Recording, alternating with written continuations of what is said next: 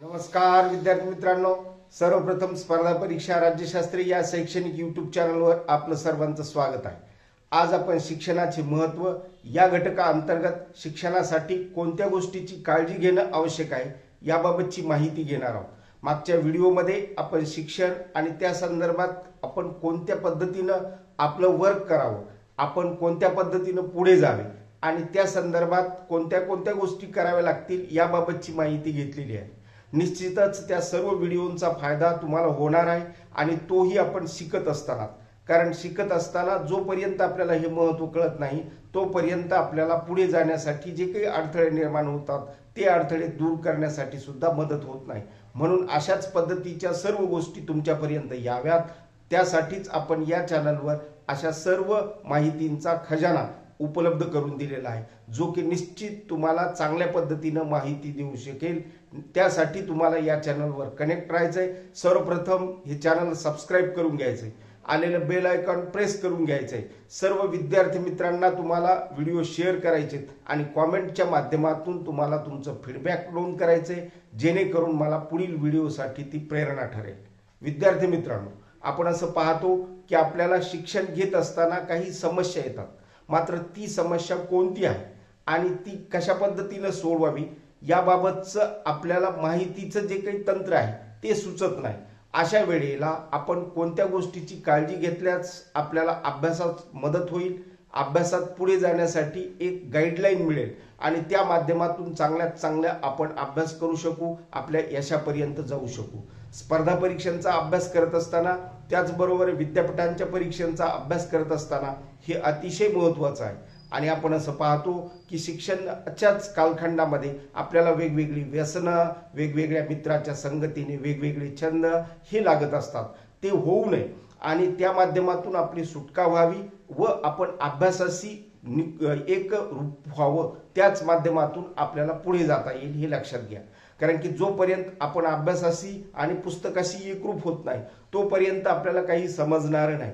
कारण समजून घेण्यासाठी सुद्धा आपलं वाचन प्रगल्भ करणं आवश्यक असतं आणि त्यासाठी काही काळजी घ्यावी लागते। मग अशा शिक्षण घेण्यासाठी कोणकोणत्या गोष्टींची काळजी घ्यावी लागते आणि ते कशा पद्धतीने महत्त्वाचं आहे हेच आजच्या या व्हिडिओमध्ये आपण देण्याचा प्रयत्न केलेला आहे।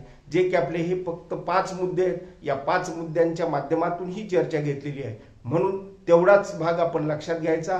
त्यासाठी आपली रेग्युलर मेथड आपण वापरलेली आहे। त्यामधील पहिला जो काही मुद्दा आहे तो अशा पद्धतीचा आहे, तो लक्षात घ्या।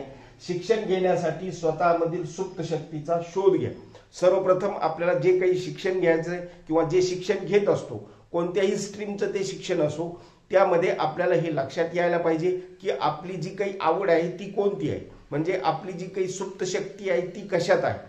कारण प्रत्येक व्यक्तीकडे अशी एखादी शक्ती असते जी की आपल्या संपूर्ण कार्याचा ओढा ती काम करण्यासाठी किंवा त्या गोष्टी प्राप्त करण्यासाठी आपण प्रयत्न करत असतो। म्हणून अशी शक्ती जर आपल्याला लक्षात आली किंवा जर ती ओळखता आली तर आपल्याला शिक्षणामध्ये गोडी निर्माण होते। आणि आजच्या कालखंडात नाही तर कुठल्याही कालखंडामध्ये शिक्षणाशिवाय आपण चांगल्यात चांगल्या गोष्टी करू शकत नाही, हे आपण लक्षात घेतलेलं आहेच।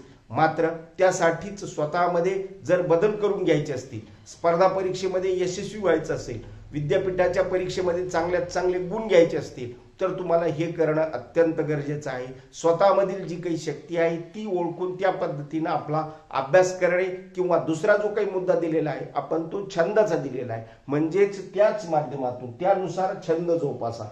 म्हणजे आपली जी काही शक्ती आहे की दुसऱ्या मुद्द्यामध्ये आपण काय दिलेलं आहे की आपल्याकडे जी स्ट्रेंथ आहे ही स्ट्रेंथ कोणती आहे, कशा पद्धतीची आहे आणि प्रत्येकाकडे ती एक सुप्त शक्ती असते। मग त्याच गोष्टीला छंदामध्ये आपल्याला कन्व्हर्ट करता आलं पाहिजे। म्हणजे आपल्याला शिक्षण घेत असताना या जर गोष्टी समजून आल्या तर निश्चित त्याचा फायदा होतो आणि आपण पुढे जाण्यासाठी सुद्धा मदत होते।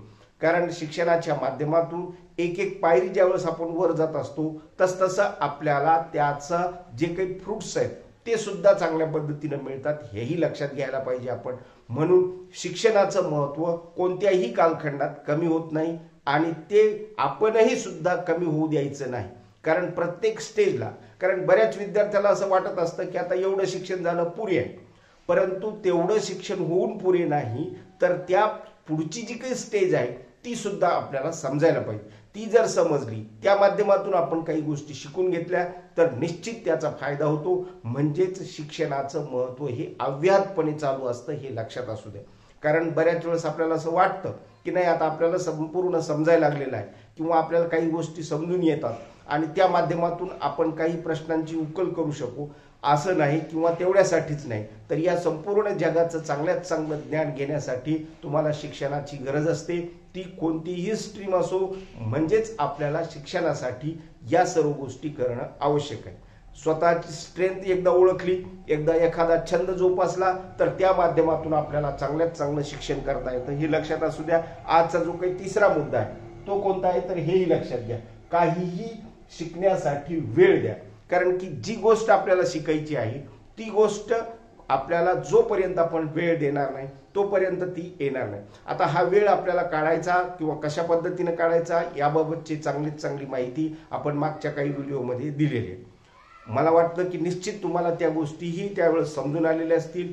परंतु वेळ हा आपल्याला द्यावाच लागतो.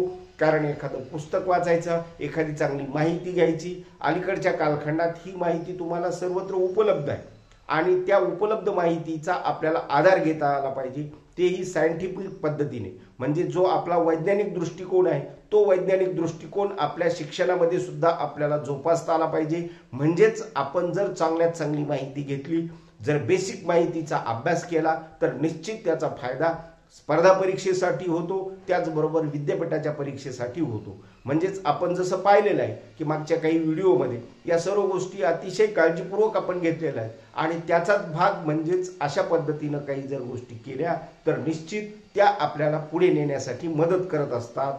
म्हणून आपण अशा शिक्षणासाठी वेळ देणं अत्यंत गरजेचं आहे.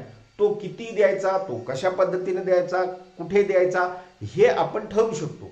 परंतु तो देणे म्हणजे दैनंदिन रुटीनच्या माध्यमातून तो देणे अभिप्रेत आहे आणि जोपर्यंत असा वेळ आपण देणार नाही तोपर्यंत आपल्याला चांगल्यात चांगली गोष्ट शिकायला सुद्धा मिळणार नाही. त्यासाठी आपल्याला हे करणं आवश्यक आहे. आजचा जो काही चौथा मुद्दा आहे तो आहे आपल्यामधील उणिवांचा आपली शक्ती बनवण्यासाठी प्रयत्न करा. म्हणजे काय की आपल्यामध्ये जे काही उणिवा असतात की आपल्याला पुस्तक वाचण्यासाठी जड जातं किंवा आपण अभ्यास करत नाही, आपल्याला गुण कमी आहेत किंवा अशा काही गोष्टी असू शकतात. परंतु शिक्षणामध्ये त्याचा व्यत्यय येता कामा नाही. त्यांनाच आपली शक्ती बनवायची. जसं सुरुवातीच्या मुद्द्यामध्ये आपण आपल्याकडे एक शक्ती असते ते सांगितलेलं आहे. तीच शक्ती तुमच्याकडे ज्या उणिवा आहेत त्या उणिवा कोणकोणत्या आहेत त्या उणिवाला आपल्याला शक्ती बनवता आलं पाहिजे, आपली स्ट्रेंथ बनवता आलं पाहिजे. मग आपण जगाला उदाहरण म्हणून ती गोष्ट सांगू शकतो किंवा उदाहरणादाखल ती गोष्ट जर आपण सांगण्याचा प्रयत्न केला तर त्या माध्यमातून आपल्याला चांगल्यात चांगली शिकण्यासाठी गोष्टी मिळतात. जगाला सुद्धा आपल्याला काही शिकवता येतं हेही लक्षात घ्या. परंतु ते कधी आहे, तो जोपर्यंत आपण ते शिकत नाही तोपर्यंत. त्यासाठी आपल्याला शिकून घ्यायचं, शिक्षण घ्यायचंय. म्हणजेच पदवी घ्यायची, पदव्युत्तर पदवी घ्यायची, त्यानंतरचं पुढचं शिक्षण घ्यायचंय.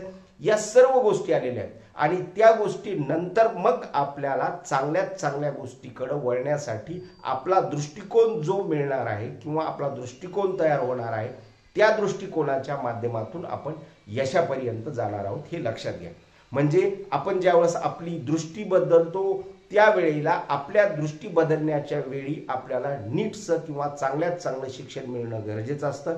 त्यासाठीच आजचा जो काही मुद्दा आपण घेतलेला आहे तो शिक्षणासाठी असं म्हटलेला आहे की काय करता येईल आपल्याला किंवा कशा पद्धतीने शिक्षणासाठी काय करता येईल. कारण हे घेणं महत्त्वाचं आहे. जर आपण ते थांबवलं विद्यार्थी दशेमध्येच किंवा फार कमी वयामध्ये जर थांबवलं तर मग आपल्यावर बाकीच्या जबाबदाऱ्या येण्याची शक्यता असते. मग इतर कुठल्या तरी घरात आपण जर असं बसलो किंवा जर समजा आपण शाळेत कॉलेजमध्ये गेलोच नाही तर घरचे सुद्धा आपल्याला विचारतात की आता काय शिक्षण बंद केलेलं आहे का. मग आपल्याला असं लक्षात येतं की आपण जात नाहीत याचा अर्थ आपल्याला दुसरं काम देण्यात येतं, हे लक्षात घ्या. मग ते काम करत असताना जबाबदारी येते. मग ती जबाबदारी पार पाडत असताना शिक्षणाकडे दुर्लक्ष होण्याची शक्यता असते. हे दुर्लक्ष न होण्यासाठी आपल्याला शिक्षणासाठी काय करता येईल, त्याच्यात जास्तीत जास्त गोष्टी कशा घेता येईल आणि या गोष्टी घेत असताना शिकून घेत असताना हे लक्षात घ्या की त्यामध्ये अशी काळजी घेणं आवश्यक आहे. त्यासाठीच आजचा जो काही मुद्दा आपण शिक्षणासाठी असा घेतलेला आहे तो याच उद्देशाने आहे, हे तुम्हाला लक्षात असायला पाहिजे. आजचा जो काही शेवटचा जो मुद्दा आहे तो आहे शिक्षण घेण्यासाठी संयम बाळगणे अत्यंत गरजेचे आहे. कुठलीही गोष्ट ज्यावेळेस आपण करतो त्यावेळेला त्या गोष्टीमध्ये आपल्याकडे संयम असणे अत्यंत गरजेचं.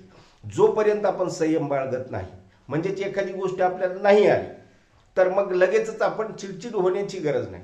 ती गोष्ट का येत नाही, आपल्याला कोणत्या पद्धतीनं ती शिकावी लागेल हेही आपल्याला पाहावं लागेल. आणि म्हणून आपल्याला शिक्षण घेत असताना, शिक्षणाचं महत्त्व लक्षात घेत असताना त्यामध्ये संयम बाळगणे, स्वतःवर नियंत्रण ठेवणे आणि या नियंत्रणाच्या माध्यमातून पुढे जाणे गरजेचं असतं.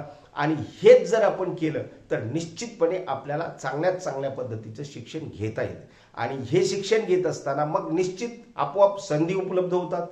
कारण आपल्याकडे शिक्षणच नसेल तर मोठ्या संधी सुद्धा उपलब्ध होणार नाही. किंवा आपल्यापेक्षा जर समजा आपल्याला चांगल्या चांगल्या गोष्टीकडे जायचं असेल किंवा आपल्यापेक्षा मोठ्या पदावर जे काही व्यक्ती आहेत त्यांच्यापर्यंत जर पोहोचायचं असेल तर ते पोहोचण्यासाठी आपल्याला असं शिक्षण घ्यावं लागतं. किंवा ते शिक्षण घेत असताना काही काळजी घ्यावी लागते. शिक्षणासाठी कुठली ना कुठली गोष्ट करावी लागते. ती कोणती करायची तीच आपण किंवा त्या चर्चेबाबतचं जे स्पष्टीकरण आज घेतलेलं आहे ते निश्चितच आपल्याला यापर्यंत आणून ठेवतं. हे लक्षात असू द्या. चांगलं शिक्षण घेण्यासाठी म्हणून संयम बाळगणे तुमच्याकडं अतिशय हा गुण जोपासणं गरजेचं आहे. आणि तीच बाब आपण या ठिकाणी सांगण्याचा प्रयत्न केलेला आहे. निश्चित तुम्हाला या सदरा अंतर्गत सुद्धा सर्व माहिती अशाच पद्धतीने आपण देण्याचा प्रयत्न करणार आहोत. तो प्रयत्न तुमच्यापर्यंत घेऊन जाणे, तुम्हाला तुमच्या विद्यार्थ्यापर्यंत नेणे आणि त्या माध्यमातून आपल्या संपूर्ण चॅनलचा म्हणजे हे शैक्षणिक चॅनल लोकांपर्यंत नेणे ही तुमची नीड आहे किंवा तुम्ही ते नेण्याची गरज आहे हेही तुम्हाला लक्षात असायला पाहिजे. आज मात्र आपण शिक्षणासाठी कोणत्या गोष्टी आपल्याला कराव्या लागतील ज्या की आपल्याला चांगल्यात चांगल्या शिक्षणापर्यंत घेऊन जाऊ शकतात याबाबतची थोडक्यात कमी मुद्द्यामध्ये चर्चा करण्याचा प्रयत्न केलेला आहे. येणाऱ्या व्हिडिओमध्ये सुद्धा अशाच सर्व गोष्टी आपण घेणार आहोत. आजच्या व्हिडिओचा एवढा संदेश पुरे आहे. धन्यवाद.